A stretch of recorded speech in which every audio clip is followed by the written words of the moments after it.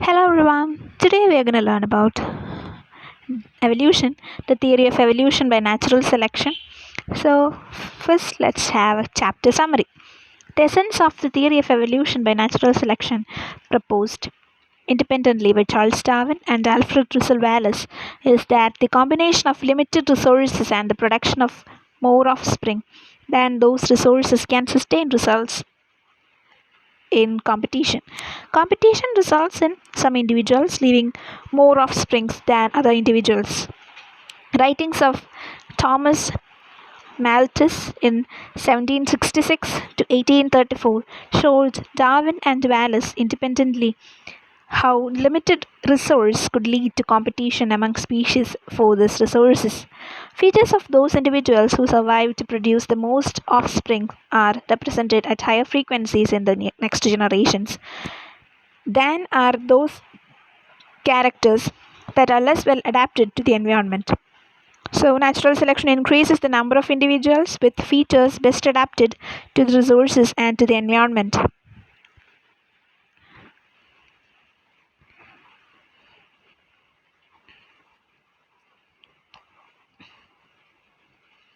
The environment includes other species. The combination of changing environments, hereditary variation, differentiation, reproduction, and natural selection results in modifications of existing characters or the origin of new characters that become established and spread throughout a population or species. Should part of the populations become reproductively isolated, a new species can arise. So, the first major topic is Darwin Wallace theory of evolution by natural selection. The evolutionary theories derived by Darwin and Wallace are outlined, and the evolutionary processes the two men ultimately proposed is twofold. Excess reproduction plus limited resource lead to competition, which, because of natural variation and the action of natural selection, allows those best adapted to pass their characters to the next generation.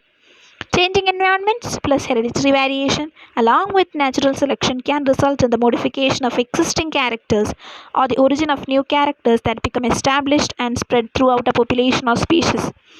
Darwin and Wallace saw that differential reproduction in generation after generation of those individuals with increased chance of survival because of enhanced adaptation for a particular environment should change the competition of the population. The evolutionary process is a continual one.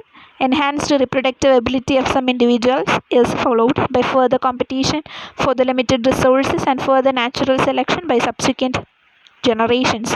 Of course, random events play their part. An individual killed by a falling tree is prevented from reproducing whether well adjusted to the environment or not. Then Thomas Malthus, Darwin, and Wallace. Both Darwin and Wallace were aware that many more individuals of each species are born than can possibly survive. They came to the conclusion that there must be a recurring struggle for existence. Any individual that varies, however slightly, in a way that is advantageous will have a better chance of surviving, of better selected and leaving offspring. And of leaving offspring.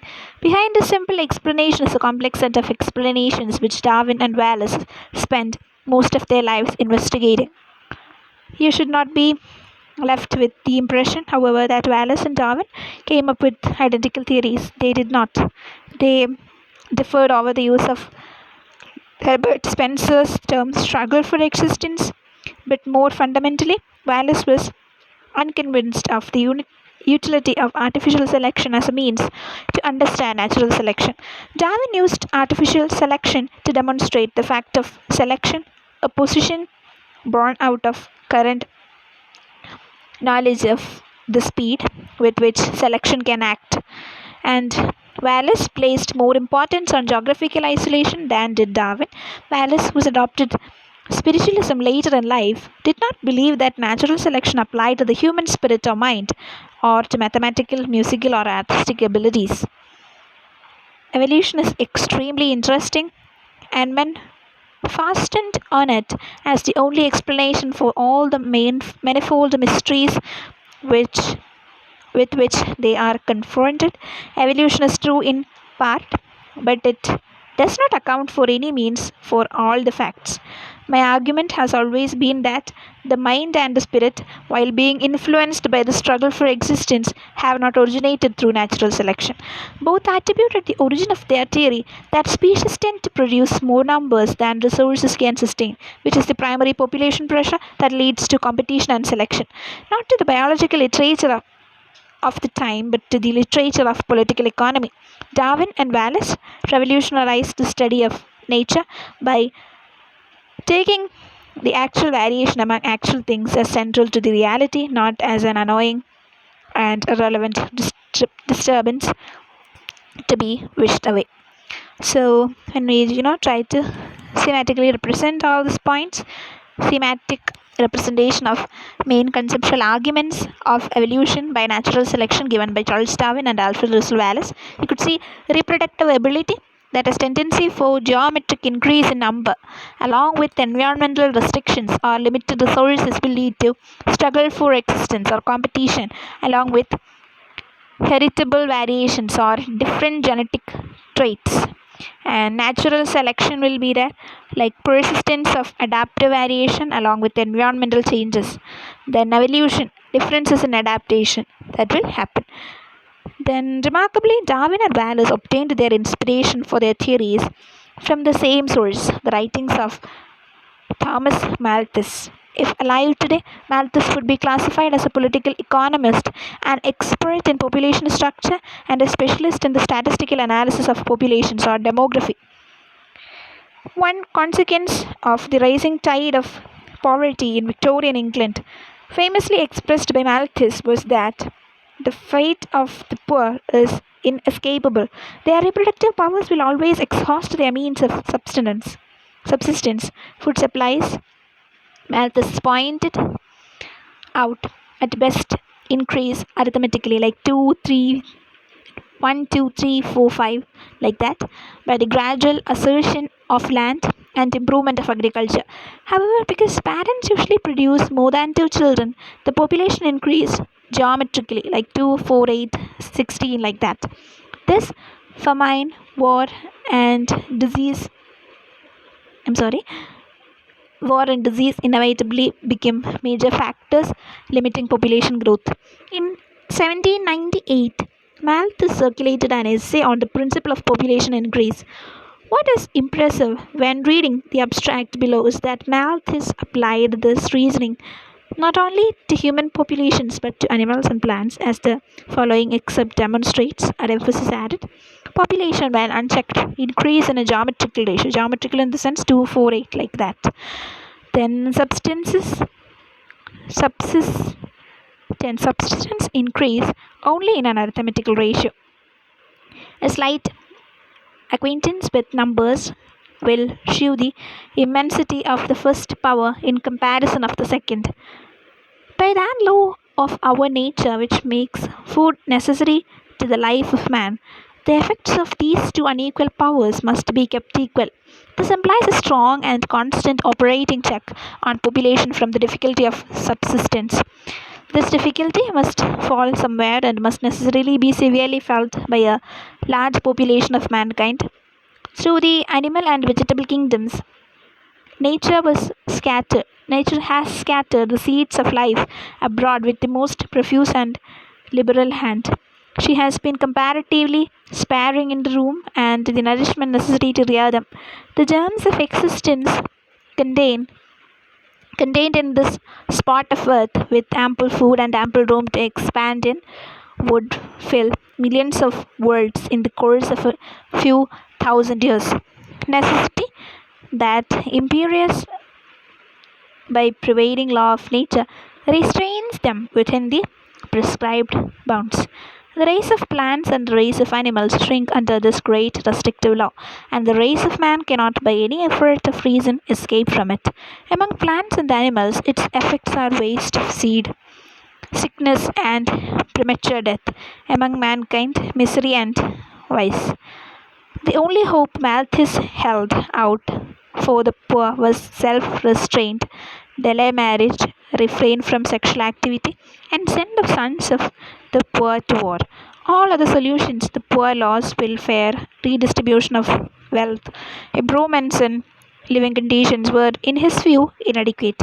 Such measure would only stimulate further increase in the number of poor people and continue the cycle of famine, war, and disease. Then, Malthus and Darwin. Malthus argued that limiting population growth would prevent evolutionary change. Individuals who departed from the population norm would be more susceptible to extinction.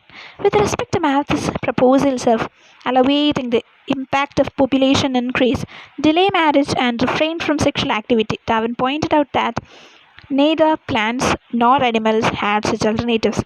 They can be no artificial increase in food and no prudential restraint from marriage. Although animals and plants both can refrain from reproducing when conditions are poor, enhancing survival of the existing adults until conditions improve.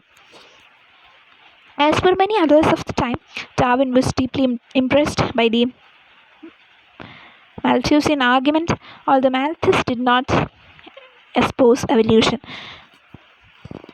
Malthus' ideas played an important role in Darwin taking out natural selection on populations as a mechanism of evolutionary change. In his autobiography, Darwin wrote, "I soon perceived that selection was the keystone of man's success in making useful races of animals and plants. But now, selection could be applied to organisms living in a state of nature remained for some time a mystery to me."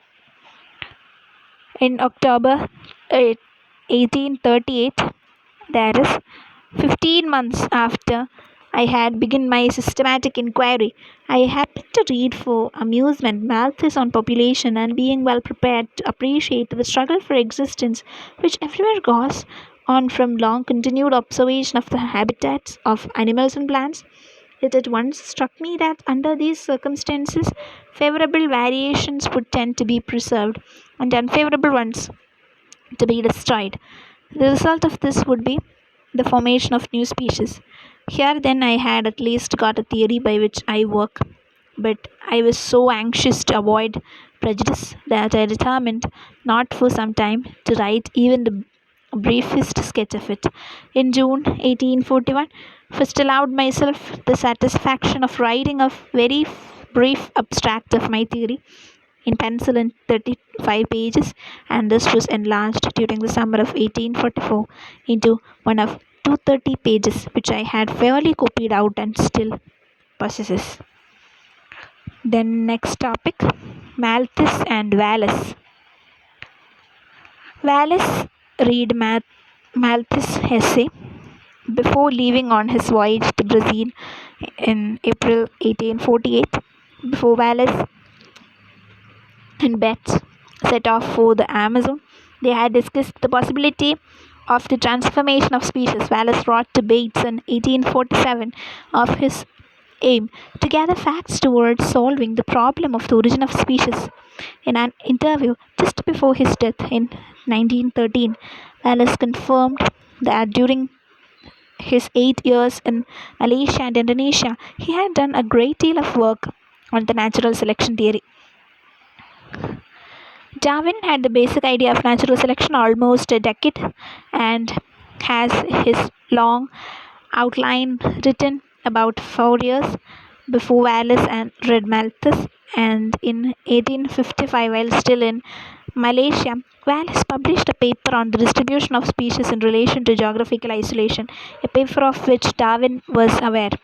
Edward Blyth immediately recognized the significance of Wallace's 1855 paper and brought it to Darwin's attention in a letter written of December 80 of which year. What think you of Wallace's paper in the NMNH? Good upon the whole, Wallace has, I think, put the matter well, and according to his theory, the various domestic races of animals have been fairly developed into species. The trump of a fact forefront Wallace to have hit upon. In his paper, Wallace concluded, every species has come into existence coincident both in space and time with a closely allied species, indicating that he was seeking a mechanism to explain species change. 3 years later, Wallace was still collecting birds, insects, and mammals in the islands of Southeast Asia and continuing his research for a mechanism for evolution, when remarkably Malthus performed the same function for Wallace as he had for Darwin 20 years earlier. Emphasis needed. At that time, I was suffering from a rather severe attack of intermittent fever at Ternate in the Moluccas, and sometimes led me to think of the positive checks described by Malthus in his essay on population, a work I had read several years before and which had made a deep and permanent impression on my mind. This checks what disease and like must it occur to be act on animals as well as on man. Then I thought of the enormously rapid multiplication of animals, causing these checks to be much more effective in them than in the case of man, and while pondering weight on this fact, that suddenly flashed upon me the idea of survival of the fittest, that the individuals removed by their checks must be on the whole inferior to those that survived.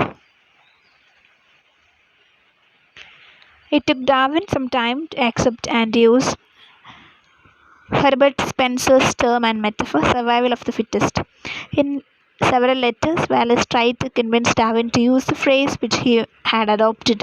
Only after he had completed several editions of Origin of Species did Darwin adopt the term for the processes that lead to the differential survival of organisms from one generation to the next.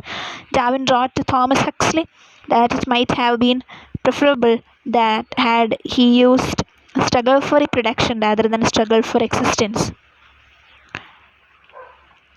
Then next topic, publication of the Darwin-Wallace theories in evolutionary science by natural selection. Despite having read Malthus in 1838, having written out a 35-page abstract of his theory in 1842, a 230-page extended abstract in 1844, Darwin delayed publishing his theory for 21 years. Why? Why did he not publish the 1008-24 sketch or the 1008-44 manuscript? In part of these delays reflect Darwin's desire to amass a wealth of evidence that would overcome any opposition to the generality of the theory. But only in part, Darwin had other important reasons for delaying publication. The social structure and religious attitude in England made Darwin fearful of the reception of his ideas would receive. The publication of 1844 of the book Vestiges of the Natural History of Creation made Darwin all too aware of the likelihood of a hostile public reception to his theory. Published anonymously, the author shared Darwin's concerns about public reaction. Like Vestiges was shown after the author's death to have been written by Robert Chambers, a member of a prominent Scottish publishing house. Vestiges elaborated the theory that all matter, whether inorganic or organic, evolved out of transformed from pre-existing matter by the accumulation of accidental changes. Although enormously popular for a time, there was much public discussion of the 14 editions in Britain. Considerable religious and scientific denunciation focused on this work. This made Darwin fearful of exposing his own ideas to ridicule. Reading Vestiges and the responses it elicited convinced Darwin that he needed as much evidence as he could accumulate before exposing his own theory to public scrutiny. Darwin devoted the next 14 years to documenting variation in nature, differences between varieties and species, the geographical distribution of organisms, and accumulating and analyzing evidence for artificial selection. During this time, Darwin did not publish a single word on his theory of evolution. Some historians maintain that the delay in publishing was because Darwin's theory that natural selection was the mechanism of speciation was incomplete until this 1008-52, perhaps even later. Only in the early 1850s did Darwin devise a mechanism for speciation, the principle of divergence, which he represented in the only figure in the Origin of Species. Evolution as a branching tree has been the metaphor used before ever since. Then Wallace communicates with Darwin.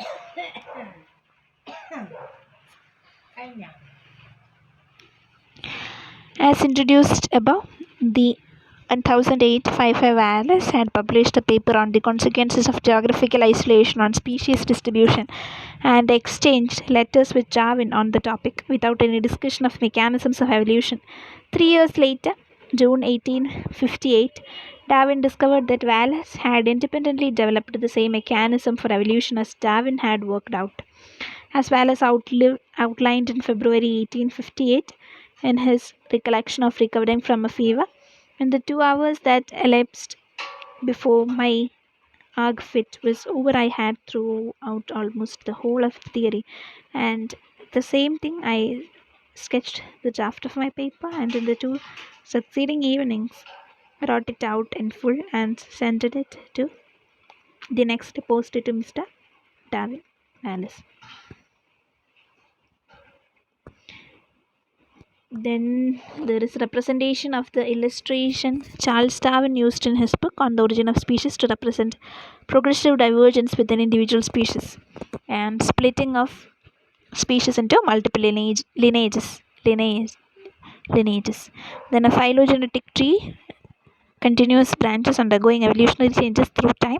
Time is shown as a vertical axis. Some populations have become extinct, others have merged or diverged to produce new and different forms compared with Darwin's tree in figure, and X and Y represent different genetic traits of phenotypes. The difference between A and H may be sufficient to warrant separate taxonomic designation.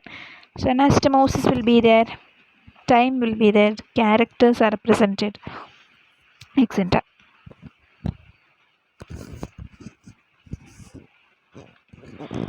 Then Wallace sent Darwin a manuscript prepared for publication in which he described the theory of natural selection in the essential form Darwin had enunciated. In the letter Wallace sent with the manuscript, he asked Darwin to forward the manuscript to the Linnean Society for publication if he felt it had merit.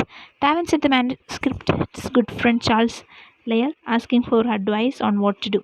To prevent Darwin losing his priority in applying natural selection to evolution, and without contacting Wallace, Lyell and Hooker arranged for a joint communication on the topic by Darwin and Wallace to be presented to the Linnean Society in London in the absence of both authors and to be published in 1858 in the Journal of the Proceedings of the Linnean Society.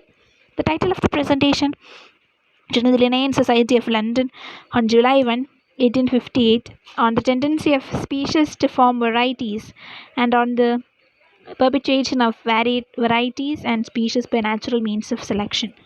The communication is strained. Neither man was present at the meeting. Indeed, Wallace was unaware that his work was reported at the Linnean Society meeting or that his manuscript would be published in the Society Journal along with a summary of Darwin's theory. No paper from Darwin was communicated. The communication consisted of Wallace's paper along with portions of a document from Darwin had sent to Hooker in 1847 asking Hooker not to indulge its contents, and excerpts from a letter of Darwin had sent to 1857 to Harvard University botanist Isaac Gray in 1810 and 1888, who later became an important supporter of evolution in America.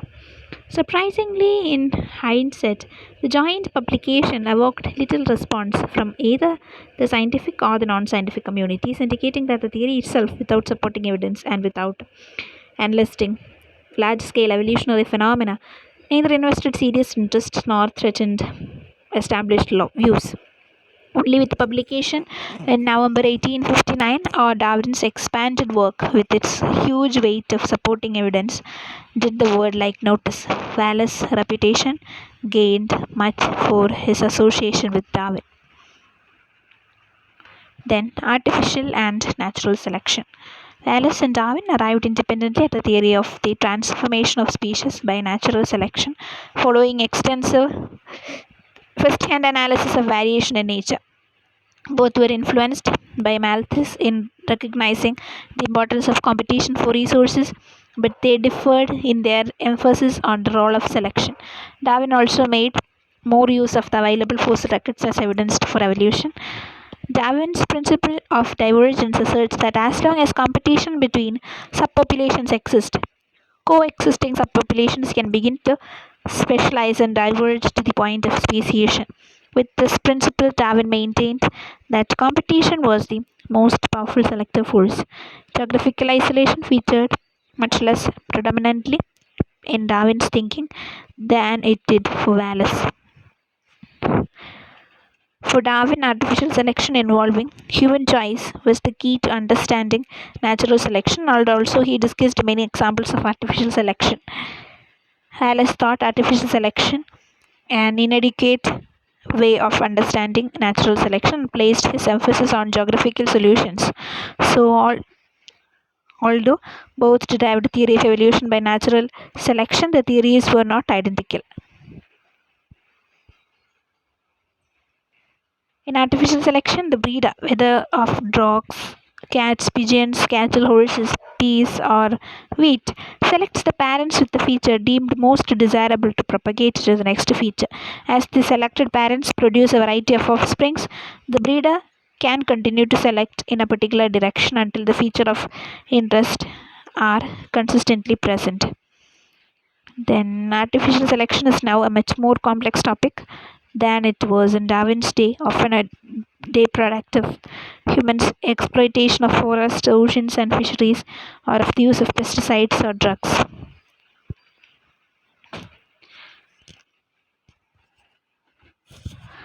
Then, for thousands of years, humans have selected for various types of dogs, all of which are variants of the single species Canis lupus familiaris.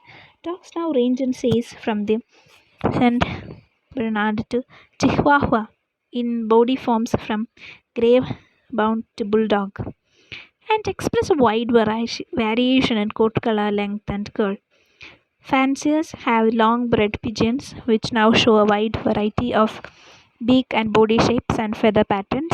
The same is true for sheep, cattle, and all the many agricultural species of plants and animals, including the hybrid corn and hybrid wheat, many of us consume as food.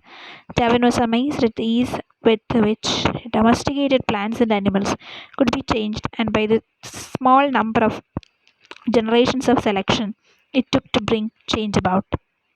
He knew that in a key few species, a pigeon breeder could produce a pigeon with a head so big that the bird could not fly. Such sports and variations were often so different from their stock. A few generations before that, they would have been considered different species if found in the wild as a fossil. Artificial selection demonstrated to Darwin and others that continued selection was powerful enough to produce observable changes in almost any species. Darwin also had gathered data to produce his own estimate of geological time. His estimate, 300, may allowed more than enough time for life to have evolved into the many known forms and varieties. The claim that natural selection in particular environments could accomplish even greater changes than artificial selection and lead to speciation therefore seemed reasonable, given the much longer periods of time in evolutionary history and the unrelenting vigilance of natural selection. Heads of four breeds of dogs produced by artificial breeding: German Schotteiner Pointer, Chihuahua, an English Bulldog, and German Shepherd. Molecular evidence from mitochondrial DNA sequencing shows that the domestic dog is more closely related to a grey wolf than to any other species of the canid family, and that domestication started independently on several occasions 10,000 to 15,000 years ago.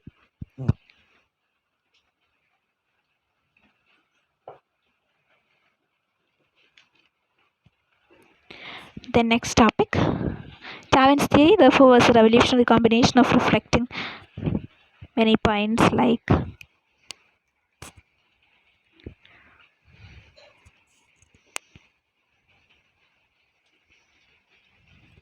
Darwin also had gathered data to produce his own estimates of geological time.